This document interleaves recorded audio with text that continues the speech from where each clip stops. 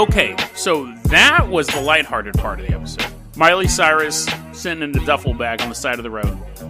And I guess I should say, that didn't exist either. It's not like they found a body and it looked like Miley Cyrus.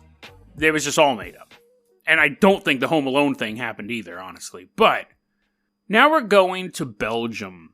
We're going to Belgium, and we're going to look at this guy. Let's take the Carpenter copter, because I think this is going to be the last bit of levity we have for this episode, unless an inappropriate joke pops up. But as we're flying over to Belgium, we're listening to Can't Be Tamed, Miley Cyrus's hit album. We're flying over to Belgium. I know I've already said that. And as we're flying over there, I tell you this. Listen, this story's going to get a little dark. But at the same time, this guy is such a weird idiot. This guy is such an idiot that you're going to keep thinking, how in the world has this guy not gotten caught? How has this guy just not really faced any charges for it? And it's weird because he almost seems to have this weird sort of luck to him. And who we're talking about is Marc Dutrox. Dutrox? I think it's Dutrox. And it doesn't matter because that name doesn't really exist in that country anymore because this case was so bad that people changed their last name over it. They just wanted nothing to do with this name. And you're going to, every time I say something, you're going to go like, that's not bad. Yeah, well, okay, so Mark was a career criminal. He looks like an accountant. He looks like a skinnier version of the Red Staple guy from Office Space. He looks like a big old nerd. But he was actually a career criminal, and his main thing was kind of robbing cars and raping and kidnapping girls. So a very odd choice of, that's a weird spread to have. One is all about money making. The other one is kind of about self-gratification. But again, wait till the end how this plays out. He actually was a very, very successful criminal to the point where he owned 7 houses. Now, I'm assuming that, Belgium doesn't have the highest. I don't know how much houses cost in Belgium, especially this was back in this spanned the 1980s to the 1990s. So I'm sure he was, $10,000 a house. I'm getting hung up on the wrong point. He owned 7 houses. 3 of them were specifically to torture and rape people. He owned 3 houses specifically to torture people. So he ends up in 1986, though. So early on, he pops up on the radar. I mean, he'd done petty crimes and stuff like that. In 1986, him and his wife, Michelle Martin, I don't know why she has a different last name, but him and his wife in 1986 are caught and convicted of raping 5 young girls. Sentenced to 13 and a half years for 5. 5 young girls, he got sentenced to 13 and a half years. And you're thinking, oh my God, that's no time at all for 5 rapes. He only served 3 because the judge said, he's a really good guy. He's really good in prison. 3 years for raping 5 different girls. His grandma sees that Mark is getting paroled out 3 years later. She writes a letter to the judge saying, I don't think that's a good idea. I think he's up to something. Judge doesn't care, lets him go. So the next time we start to really see Mark engaging in this, at least that we have records of, 1995, 2 8-year-old girls are kidnapped and taken to his dungeon. Now his dungeon, you have his live-in houses, he has his torture houses, but in his main house that he lived in, he built a dungeon underneath the house, or in the basement. It was 7 feet long, 3 feet wide, 5 feet high. So imagine how comfortable you would be in that. 5 feet high automatically would be a no-go for me. But 7 feet long and 3 feet wide, that's basically just one person. He starts kidnapping women, multiple women, and forcing them in here. First off, 2 8-year-old girls are kidnapped right off the street by him and his wife, thrown in the basement. 2 months later, so the girl, they don't find the girl. The little girls are in the basement, and he keeps them for 2 months 2 months after that, he finds 2 teenage girls and kidnaps them and throws them in the basement. So now he has 4 women underneath his house. And his wife, totally knows about it. She's totally a sicko too. And there's a friend that's kind of floating around in the periphery who ends up becoming a accomplice. So he has 4 girls in his basement. Eventually, 2 of the teenage girls, either they rebel too much or he gets tired of them. He takes the teenage girls out of the basement, buries them alive. He ends up, so his auto theft ring is about to be exposed.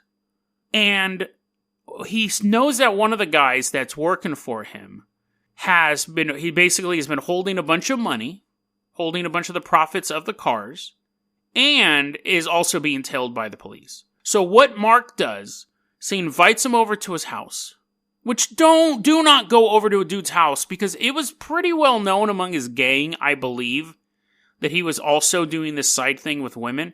But anyways, this idiot goes over to his house and gets roofied by Mark. And when the drugs wear off, you know those hose clamps that they're basically the metal circle that have the little screw on it, and you can just kind of like put it around a hose and it gets tighter and tighter and tighter, and then you turn the screw and it's locked. It's just basically a metal ring that you can tighten. The guy, the accomplice with the car ring, wakes up to find one of those clamped around his nutsack. And Mark screaming at him, saying, "Where's the money? Where's the money? The cops are after you. Give me the money. Give me the money." That's the worst way to wake up. I can't imagine. I think it would be better to wake up with an axe coming at you, about to bust your head open, than to wake up with a hose clamp on your balls. Because then you don't know what's going to happen. At least you know the axe is going to be over soon. The guy, the friend, the previous accomplice in this business together, with his balls just being crushed, tells Mark, yes, I will tell you where the money is. Mark then buries him alive, with the ball clamp still locked on. And I think he probably had bigger things to worry about as the sand entered his airway, but still, he could have made it a little more comfortable. So, Mark's like, "Oh, awesome. I got the money. The guy the police were investigating for the auto theft ring is gone. The police will never find out that it was me behind the auto theft ring." He gets arrested. He gets arrested for stealing cars. They already had enough evidence on Mark to get him for stealing cars. They send him to jail. This time, they don't know about any of the murders. They send him to jail for a year. Now, a lot of times when you go to jail, you have to make arrangements. You may have an employer and say, I work construction, and I was wondering, I'm going to jail for this auto theft thing. Do you think I'll still have a job when I come back? And now, we'll talk about it. Make arrangements about, who's going to move your stuff, where's it going to stay, stuff like that. His arrangement was, he told his wife, don't forget to feed the girls in the basement. Because remember, they're still going to be in there now that I'm not. Wife's like, yeah, I'll feed them. So he goes to jail for a year. When he comes out of jail, he comes home, he goes in the basement, both girls have starved to death. And the wife, Michelle, was like, I was too scared to go down there. They were making a lot of noise and they were banging on the walls, so I just let them starve to death. So what do you do now that you have a bunch of dead kids in your basement? And you're Mark, I guess I should add that one. You go out and grab somebody else. So they got rid of those bodies. In 1996, so he just gets out of jail. He's driving on the road, finds a 12-year-old girl, throws her in the car, takes her home. Later, he's driving around the town, sees a 14-year-old girl, grabs her off the road, puts her in the car, and this is where they see the wife helping him and an accomplice, because at this point, people are reporting, hey, this van just came by and picked up this 14-year-old girl. The police follow it, they ID it, they arrest them, and they free the girls. The end, right? So that's the story of Marc Dutrox. And you're thinking, okay, he just seemed to be fairly lucky. He's able to kidnap all these girls and not get caught. He's able to pay for all these houses, some even specifically built for torturing people. He gets arrested for auto theft, sure, but he only does a year, and then he comes out and he finds this stuff. Like, he seems to be fairly lucky, but his luck actually, we haven't even scraped the surface of that, because what happens is after he gets arrested, a bunch of stuff comes out. And the biggest thing is Marc says to the police, I am the number one provider of child and teenage sex slaves to people in high positions in this country. I have provided women and girls to judges and politicians and police officers. They come to me when they want something that is illegal. Now, of course, this causes a big issue. Some of the police officers absolutely don't believe it right off the bat. They're like, that's not true. He's just trying to make it into this big thing. This is a psychological thing that killers do, where they try to turn themselves into some sort of killing god.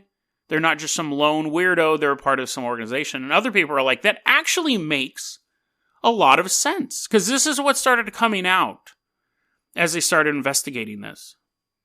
Because when he was being investigated for other crimes, car theft, other petty stuff, he offered money to a police informant to buy girls. Police informant, someone working with the police, knew that he was in the market for young girls. He told the same police informant that he had built a cell, so you figure that's just hearsay. His mom wrote a letter to the police saying, I think he has girls locked up in his basement. When the police were investigating him for car theft, they went to his house, and they had a locksmith go around opening locks. And when they were in the basement, the locksmith said, I thought I heard people, like, crying out for help. And the police were like, no, that's no big deal. That's no big deal. And then there apparently was a video cassette in Mark's house that showed him building the dungeon. It would have showed exactly in the house where the dungeon was. And the police were like, during the trial, during the investigation into the police, they go, how come you didn't watch this tape? And they said, we didn't have a VCR. So again, all of that stuff can be chalked up to incompetence on the part of police. So he says that he is protected by powerful people, and the police let him do what he did because he was providing young women to powerful people. And they start investigating it, and they come up, all of this stuff could just be incompetence. But then we get into the weird stuff. The stuff that isn't chalked up to incompetence. The stuff that's chalked up to he might be telling the truth. This was actually before Mark's trial. They now opened an investigation into these allegations. Is it possible that Mark was providing girls to high-powered people? They had to open an investigation into that. They got a seasoned judge, a guy, not like bacon seasoning, but a judge who had been around for years. They get him to oversee this investigation from the legal side of it. Like to basically, it's not like out there with a magnifying glass, but you know what I mean? Like he's the guy who's basically going to look at all the evidence and decide whether or not they can go forward with this investigation charge. So it's not Mark's trial. It's a look into whether or not these things are true about what he's saying. The judge attends a charity dinner for one of his victims. And people go, how can you be unbiased? How can you be unbiased if you're going to a charity dinner to raise money for a family of a girl who was raped and murdered? You can't be part of this investigation. The judge is like, whatever. Like, that's stupid, but whatever. I'm sure they will replace me with somebody just as diligent and intelligent as myself. The new judge who was taken over to investigate powerful people and find out if these allegations are true. First time judge. Never handled anything like this before. Handpicked almost to be incompetent. And immediately says, I don't want any more evidence. I want us to go through the evidence that we have right now to see if these allegations are true. I don't want people to keep running around and investigating this stuff. Let's just go over all the stuff we have so far and decide whether or not to go forward. So really just quashed the investigation and just looked at any preliminary evidence that they had gathered. Huge protests in Brussels over this. Because this was a big story. You had all these young girls killed. You had this guy, took him, 10, 15 years to catch. The victims that I've listed, like the girls that we know, those are the ones we know about. He's saying there was a huge network of girls being kidnapped, raped, and murdered.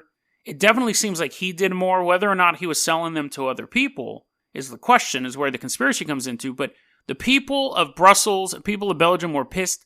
300,000 people marched on the Capitol after that judge was removed and the new judge put in.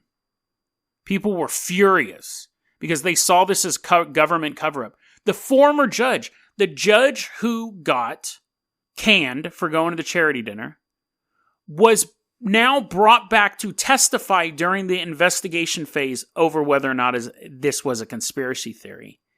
And he said, quote, "We were told by police that murder contracts had been taken out against magistrates." So the police said, listen, somebody is trying to kill judges over this. We cannot guarantee your safety if you remain a part of this investigation. So, long story short, the conspiracy investigation, after 17 months long, said there was no conspiracy at all. We've fully investigated ourselves. We did nothing wrong. There was some corruption, there was some incompetence, but we were not in any way dealing with that man and getting girls from him. We have fully investigated ourselves, and that is not true. Case closed. People were furious, obviously, because they didn't believe it. They then moved to the trial of Marc Dutrox, got it done fairly quickly. He got sentenced to life because they eliminated the death penalty. His wife got, I believe, 17 years. She's out now, and she has her own place that is owned by a judge. She's living in a judge's house, a house that a judge owns. This woman who was part of a ring that was suspected of dealing pedophilia and kidnapped girls to powerful people lives in a house owned by a judge. He goes, everyone deserves a second chance.